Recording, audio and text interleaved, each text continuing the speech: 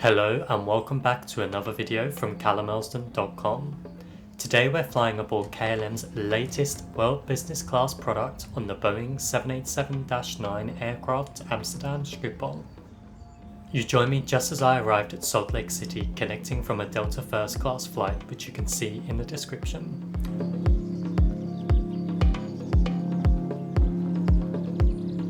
I have a 4-hour connection at the airport, so head straight across to the Delta Sky Club, which I am eligible for as I'm travelling on an international itinerary.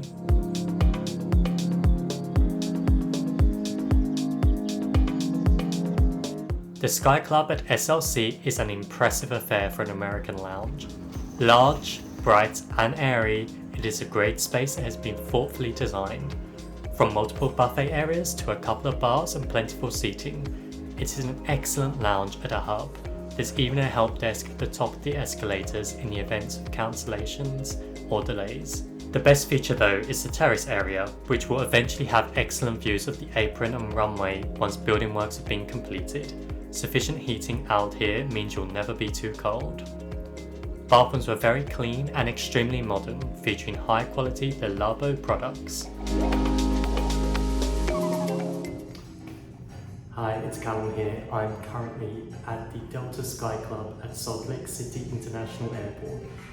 I'm flying KLM across the Atlantic to Amsterdam this evening. A couple of hours here at the Sky Club, currently in the bathroom, thus not the best audio.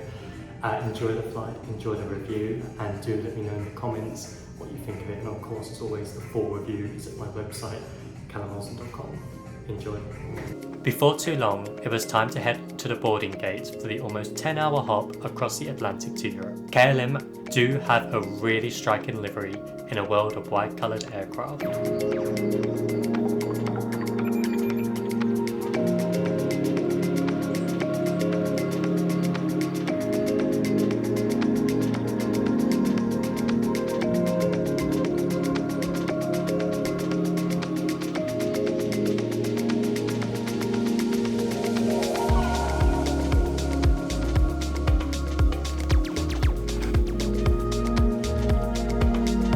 This is KLM's latest business class seat in a 1-2-1 layout, meaning solo travellers can get great privacy at the windows, while couples can be seated together in the centre.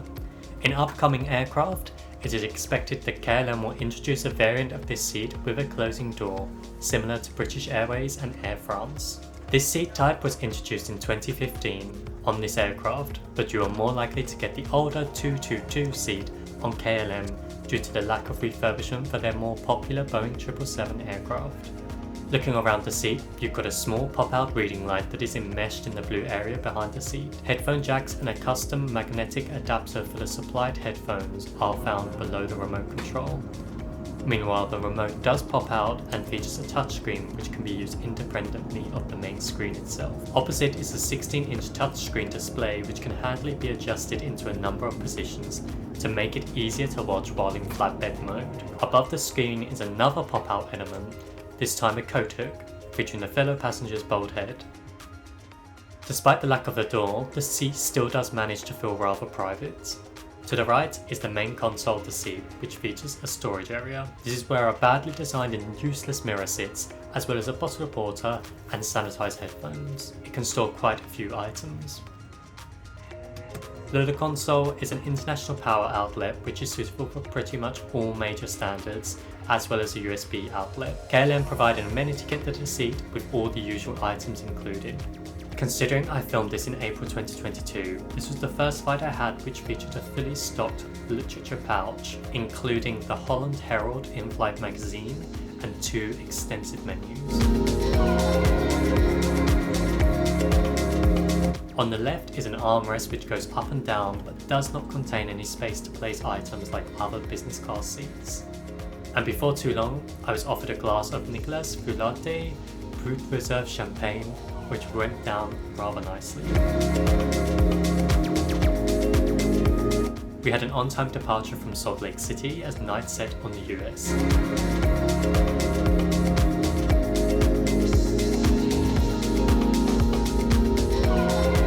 KLM KLM still feature their excellent safety video, which was painstakingly made through Delft style tiles and stop motion.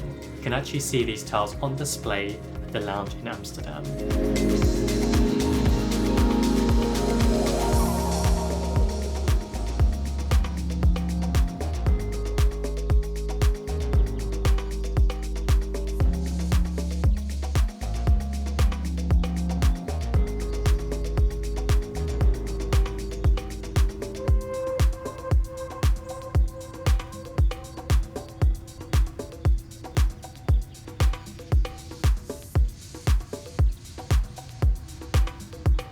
And with that, it was time to take off.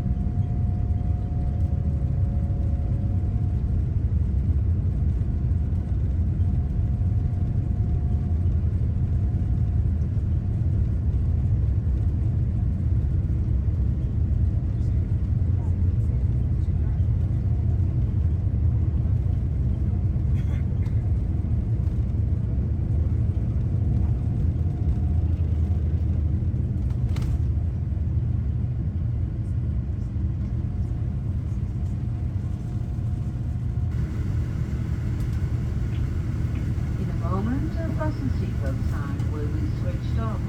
However, we advise you to keep your seatbelt fastened whenever you're seated. And if you're going to use a blanket, we advise you to fasten your seatbelt over your blanket so it's visible and we don't have to.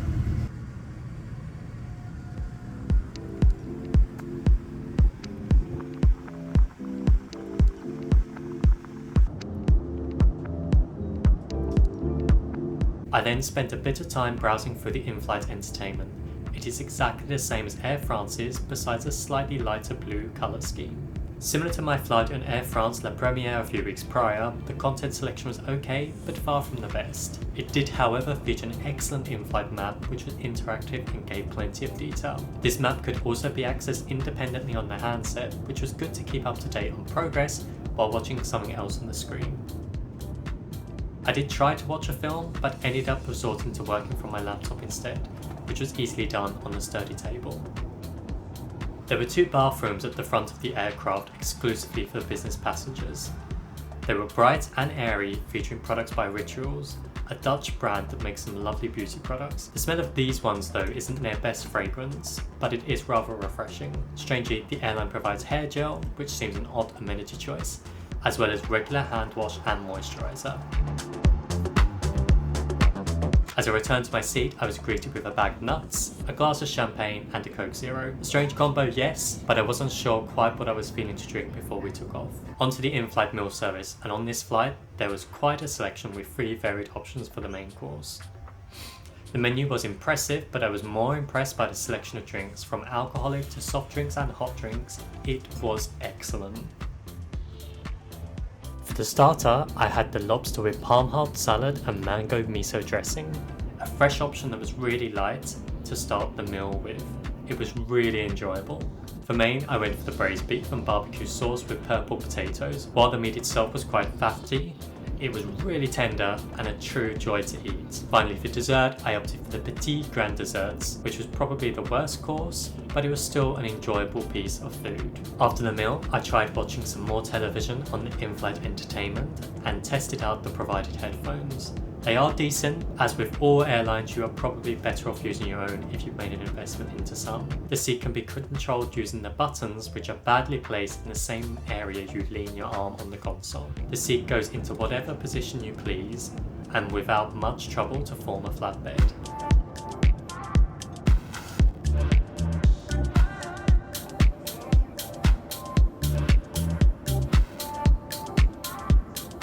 I did attempt to sleep on this flight, but a combination of just a couple hours passing since dinner and not feeling particularly tired meant I struggled to get anything that resembled a deep sleep. As we approached around 90 minutes to landing, the cabin transitioned to a dawn-like mood lighting to prepare passengers for the daylight outside. Breakfast soon followed, where I opted for a filter coffee in these lovely mugs. For the main option, I went for a ciabatta with fried egg, guacamole, harissa and spinach, which tasted great. I particularly like how they presented it in this cute newspaper-esque wrapper that is quirky, just like the Dutch. This was served alongside a cold plate of smoked salmon with cucumber and cream, cheese, as well as oatmeal, chia seed and coconut with red berries. A great pre-landing meal, and certainly better than I've had on other European airlines since.